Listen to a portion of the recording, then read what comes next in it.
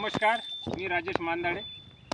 आपण माग श्रीराम 111 हा गव्हाचा आपण व्हिडिओ टाकला होता आणि त्याची संपूर्ण माहिती चांगलीच होती. त्यानंतर आपण त्याचा उतारा किती हे आपण त्यावेळेस म्हटलं होतं. तर आज आपण गव्हाची काढणी आपली झालेली आहे. गहू आपण हेडंबानं काढलेला आहे. तरी आपण आता लाईव्हमध्ये आपण आता कट्टे किती झाले ते आपण मोजू. आता 1 2 3 4 5 6 7 8 9 10 11 12 13 14 15 16 17 18 इथं 18 कट्टे झालेले आहे आणि 2 कट्टे हेडंबावल्यानं म्हणजे आमच्याकडे गहूच नाही ते त्याच्यामध्ये 2 कट्टे हेडंबावून नेलेले आहे. असे एकूण आपले 20 कट्टे झालेले आहेत. तर 20 कट्टे म्हणजे 10 क्विंटल.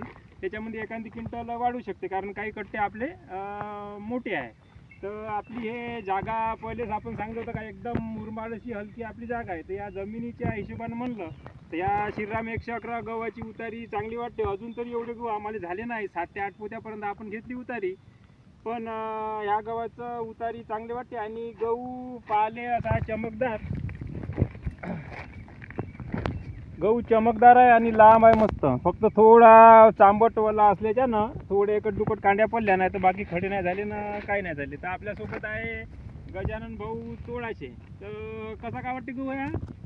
चमक आहे गव्हाची. चमक आहे नाही लांब वाटते थोडंसं पुन्हा चांगला. हां बाकी गव्हापेक्षा चांगलं न ह्या जागेच्या हिशोबाने म्हणलं तर रबर वापरला.